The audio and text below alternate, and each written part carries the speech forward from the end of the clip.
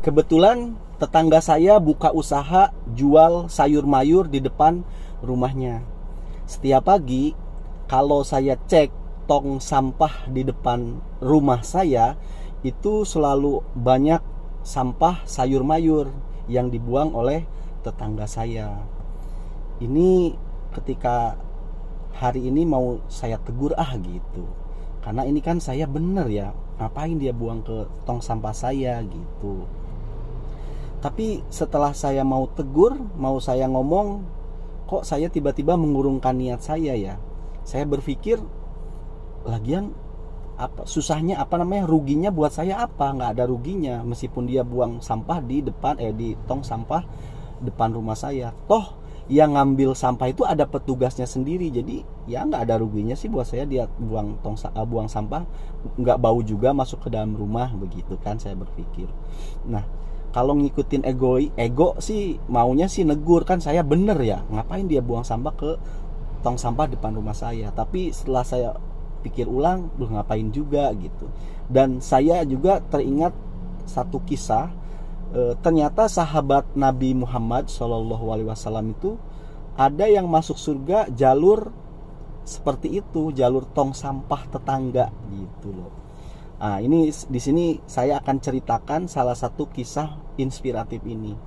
Kisah ini terjadi kepada salah satu sahabat Nabi yang bernama Hasan Al-Basri. Nah, kebetulan Hasan Al-Basri ini punya tetangga yang beragama Kristen ataupun beragama Nasrani. Nah, si tetangga yang agamanya Nasrani ini itu kamar mandinya bocor, yang mana bocorannya itu menetes ke rumahnya sahabat Nabi Hasan Al-Basri ini gitu. Jadi setiap hari tetesannya itu dia tampung di satu bejana, ya kan, di ember lah begitu. Kalau sudah penuh malamnya, setiap malam Hasan Al-Basri membuang itu si air kencingnya ini, itu bau banget. Dan ini dilakukan oleh Hasan Al-Basri selama, tahu nggak berapa? 20 tahun tanpa si tetangga Nasraninya, si tetangga Kristennya itu tahu. Ya udah, dia taningin, dia tampung itu air kencing yang netes, yang bau itu, limbah itu. Kemudian kenapa dia buangnya malam? Biar nggak tahu tetangganya, biar nggak tersinggung gitu loh. Boro-boro negur, yang ada dia malah buangnya itu malam-malam biar tetangganya nggak tahu. Dia kumpulin udah penuh dibuang, nggak siang-siang, karena memang sengaja dia buang biar tetangganya nggak tahu. Nah, sampailah pada suatu ketika Hasan Al-Basri ini sakit keras. Nah, kemudian Pak menjenguklah orang-orang ke rumah Hasan Al-Basri, termasuk tetangganya yang Kristen itu, dia berkunjung gitu kan. Nah, setelah dia berkunjung barulah tahu, masuk ke dalam rumahnya ada tetesan air limbah dari rumahnya dia. Kemudian dia bertanya kepada Hasan Al-Basri,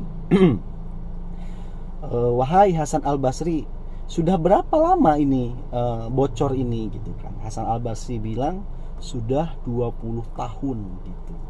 Dia menampung ini. Kaget itu tetangga Kristennya itu. Dari situ langsung terharu, di riwayat itu sampai memutuskan ikat pinggangnya gitu. Dan kabarnya sih di kisah itu dia langsung masuk Islam gara-gara lihat kelakuannya, akhlaknya Hasan Al-Basri. Dari kisah ini saya menjadi terinspirasi.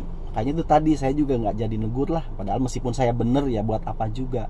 Siapa tahu itu jalan saya masuk ke dalam surganya Tuhan gitu loh. Nah, dari kisah ini kita bisa ambil pelajaran. Yang pertama, memang paling sulit itu menyembunyikan keikhlasan. Salah satunya seperti yang dilakukan Hasan Al-Basri. Padahal ini udah keterlaluan banget lah. Kalau mau negur ya bisa aja, tapi dia bertahan selama 20 tahun loh, nampung air limbah ini. Nggak ketahuan sama sekali. Baru setelah ketahuan, itu pun gara-gara ya dia sakit gitu loh. Dan di sini juga mengajarkan apa itu arti toleransi antar umat beragama. Yang Kristen ya toleransinya bagus, ketika sakit berjenguk gitu. Apalagi yang dilakukan oleh Hasan Al-Basri. Pelajaran yang kedua, bagaimana sikap seorang Muslim. Karena seperti kata Khabib Nurmagomedov, orang itu tidak akan membaca kitab sucinya umat Islam gitu loh. Tidak mungkin baca karena mereka nggak bakal paham. Tapi yang mereka baca adalah akhlak ataupun kelakuan orang Islam gitu loh. Karena prinsipnya Islam itu seperti sebuah pohon gitu loh.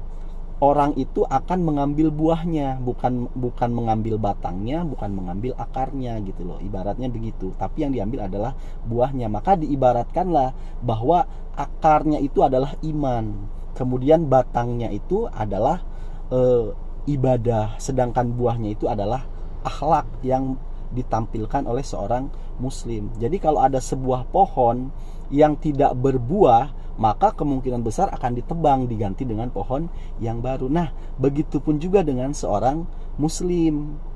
Dan nggak mungkin kalau misalkan saya punya tetangga ya kan yang agamanya Kristen gitu loh, ngajak, ayo masuk ke rumah saya, lihat saya sholat, nggak mungkin begitu. Atau ayo lihat bagaimana saya bersyahadat, kan begitu. Ingin menunjukkan keimanan, ingin menunjukkan ibadah, kan nggak mungkin.